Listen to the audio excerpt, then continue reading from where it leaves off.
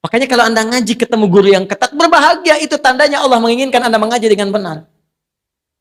Baca ta'awudz Bu, a'udzu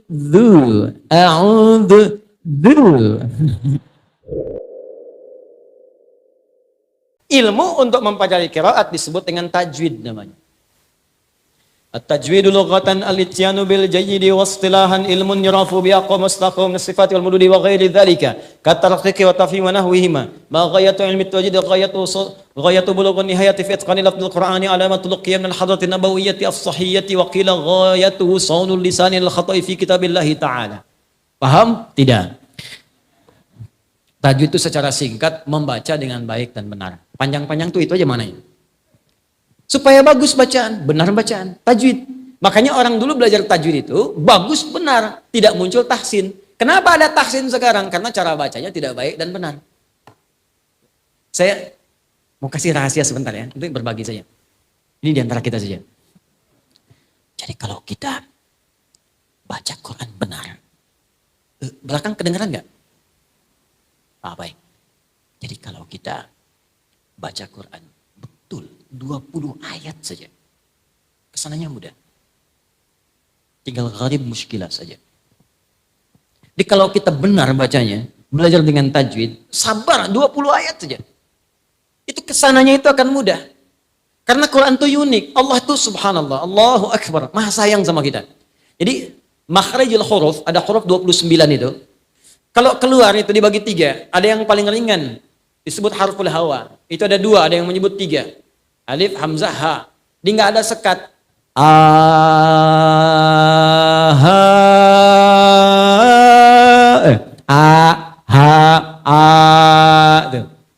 Nggak ada sekat. Disekat di sini.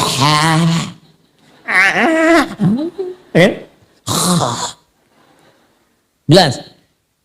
Yang kedua itu nanti keluar yang agak sulit. Bok. Walau tengah-tengah.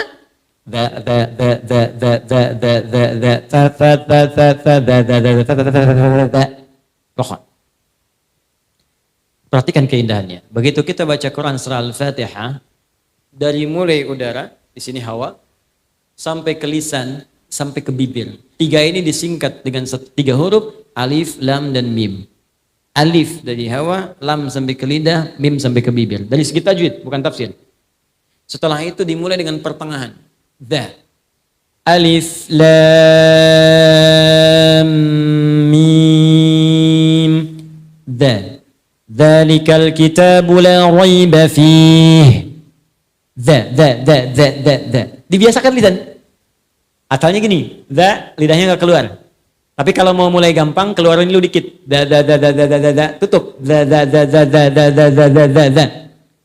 Nah, da dengan da, kalau sudah lancar, nanti da, Allah pertemukan dengan za, karena sering tertukar. Ya, da, za, za. Karena kalau nanti nggak lancar, baca idza, ja ketukar-tukar. Azazala. Idza zulzilatil ardu zilzalaha. Apalagi ada yang ijajul jilatil ardu jilat-jilat tuh.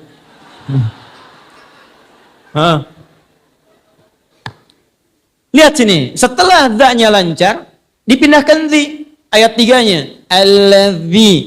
Alladzina yu'minuna bil ghaib. Dadi. Setelah dha dengan dhi lancar ketemu za.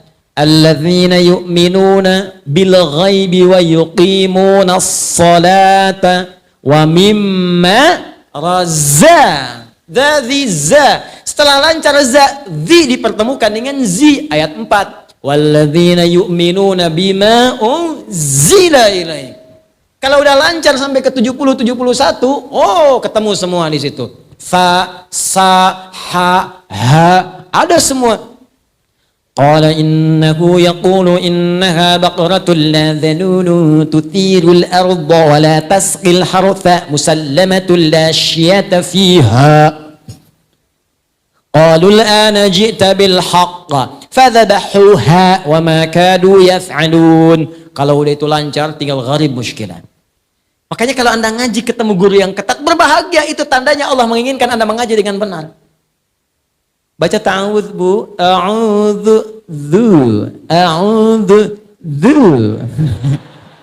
a'udzu billah, la bukan la. Masya Allah, 1 jam a'udzu aja tuh. Kalau sudah seperti itu jangan ngadu ke suami Bu, papa ketat gurunya, yang lain aja. Tidak, Anda masih mending. Dulu saya ngaji pertama kali talaqi, mau ngambil qiraat, datang ke salah satu syekh. Masih untung saya sampai ke Al-Baqarah. Ada teman baru Al-Fatihah. Bismillahirrahmanirrahim. Hasbuk ya bunai. Cukup, pulang dulu ya, nanti kesini lagi. Anda jauh-jauh dari Bekasi ke Jogja, baca bismillah, suruh balik, besok kesini lagi. Datang lagi nggak? Ternyata guru itu hanya melihat di mana kekurangan lisannya. Seperti Anda belajar TOEFL. Dilihat di mana kekurangannya. Besok sudah diperbaiki. Itulah qiraat supaya benar. Dan saat Anda baca pun berpahala. 1 hurufnya berapa? 10. At-Tirmidzi nomor hadis 2010. Man qara'a harfan min kitabillahi falahu asyru hasanat. Siapa yang baca 1 huruf dari kitabullah dapat 10 kebaikan. Walam aqul alif lam mim harfun. Saya tidak katakan alif lam mim 1 huruf, tapi alif sehuruf, 2 lam sehuruf, mim sehuruf. Wa likulli harfin asyru hasanat. Setiap hurufnya 10 kebaikan. Jadi kalau Anda baca alif lam mim, berapa huruf? Dapat berapa tuh? Anda hitung biasa 30, ngitungnya jangan begini ya, jangan begini ngitungnya. 1, 2, 3, itu hitungan manusia biasa. Menghitung pahala kebaikan, lihat di hadis Muslim, Anda ke masjid saja, baru nyampe belum ngapa-ngapain, itu sudah dapat 25. Jarak 1 ke 2, 500 tahun. 2 ke 3, 500 tahun. Makanya kalau sehari Anda ngaji, rugi Anda kehilangan berapa lama pahala.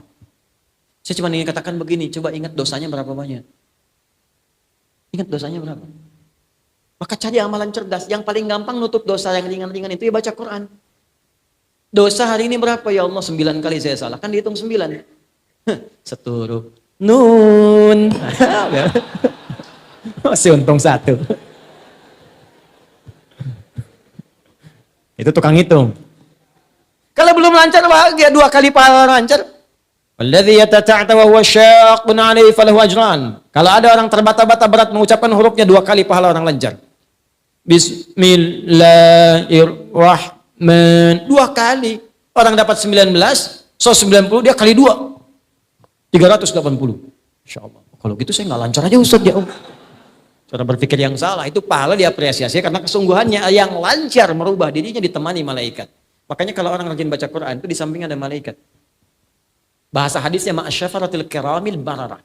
Maksud kiramil bararah itu, kalau Anda benar baca Qurannya, dijaga oleh malaikat kemuliaan, menjaga Anda berbuat baik. Jadi kalau ahli Quran itu benar, walaupun dia baru baca, itu akan merubah hidupnya. Pasti baik. Jadi diarahkan oleh malaikat. Didampingi, kemanapun dia pergi didampingi. Makanya rajin baca Quran, qiraah. Ya, dulu ada gerakan 1 hari 1 juz, bagus. Baca itu. One day 1 juz, one day 2 juz. Baca. Nanti kalau Anda nggak percaya silakan, baca dulu aja. Nih saya ajarkan gini ya, kalau mau ringan. Supaya nggak berat bacanya. Kita ambil Al-Baqarah 1 sampai 141. Al-Fatihah kita simpan karena sudah hafal insya Allah semua. Kalau mau gampang, susah melihat 141 ayat, bagi 5 waktu sholat. 141 bagi 5 berapa? 28. 28. Jadi setiap subuh 28, zuhur 28, asar 28, maghrib 28, isya 28. Bagi 2. 14. Sebelum subuh 14 ayat, setelah subuh 14 ayat. Sebelum zuhur 14, setelah zuhur 14. 14 ayat itu kan paling 5 menit, Pak. Apa nggak punya waktu untuk akhirat kita 14 menit? Apa tidak punya waktu untuk cahaya kubur kita 14 menit? Hanya 5 menit saja, 14 ayat. Nanti rasakan perbedaannya saat kita pulang. Saya cuma katakan begini. Setiap kita pasti pulang. Kita pasti meninggal. Itu pasti. Dan kita nggak bisa pilih. Mungkin hari ini, mungkin sore ini, mungkin malam ini. Dan kita yakin kita pulang. Saya tadi katakan, Anda ke Jogja saja, ke sini aja butuh bekal. Itu baru antar dunia, di inter dunia di situ.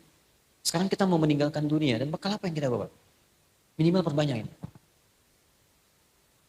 Sekarang anak-anak kecil sudah pada hafal malah Pak. Anak kecil, 4 tahun, 5 tahun, hafal Quran 30 juz. Ya, saya mengajar di Bekasi itu ada anak-anak bimbingan. Ada yang belum TK bahkan. Maghrib sekarang hampir setengah 7 di Bekasi. Mereka jam setengah 6, jam 6 sudah datang ke masjid. Berjamaah di masjid, menghafal Quran. Ada yang sekian juz, ada yang khatam dan seterusnya. Ada yang ba'da isya baru pulang, ba'da isya kerjain PR di masjid. Anda bayangkan anak 3, 4 tahun, 5 tahun, sampai menghafal Quran khatam 30 juz. Untuk persiapan dia pulang, padahal dia belum balik. Anda diberikan 30 tahun, 40 tahun, 50 tahun, apa yang Anda kerjakan kalau sampai hari ini aja baca belum punya waktu? Apa yang Anda lakukan? Belum salah dengan benar. Saya sering sampaikan sebuah kisah yang anak dari masjid itu Mu'ab. Sampai dihafal Quran padahal buta matanya, menempuh jarak 20 km, pakai motornya jadul. Di tengah jalan dia mengulang-ulang kembali, diantar bapaknya. Bapaknya kemudian tak hafal, anaknya hafal. Padahal bapaknya melihat. Satu kali datang reporter tuh, mengecek, kenapa Anda mau menghafal Quran begini? Apa jawabannya? Demi Allah katanya. Ini sebagai persiapan saya pulang menghadap Allah. Saat saya berjumpa sendirian dengan Allah. Ayah tak menemani lagi, ibu nggak ada lagi. Saya akan berkata kepada Allah pada hari itu, ya Allah, saya sudah berusaha menghafal Quran dalam keadaan mata saya buta. Kalau bekal ini belum cukup mendapatkan ridhamu untuk ke surga, mohon kurangi hukuman saya di neraka dengan Quran yang telah saya hafalkan ini. Seorang anak buta menghafal Quran untuk membawa persiapan bertemu dengan Allah. Lantas apa persiapan kita untuk kembali? Makanya mulai dari sekarang, pasti akan ada perubahan termasuk pada hidup kita di dunia. Saya berani mengatakan ini karena saya telah memulainya untuk diri saya pribadi. Setidaknya semua yang dijanjikan 100% tidak ada yang luput sampai hari ini. Maka saya yakin kita semua bisa. Syarat membaca Quran bukan jadi ustaz. Cukup kita beriman pada Allah, maka orang beriman pasti akan bersentuhan dengan Al-Quran. Walladzina yu'minuna bima unzila ilaik. Apa yang diturunkan pada Nabi Muhammad? Al-Quran. Bikin waktu dari sekarang, bikin kurikulum.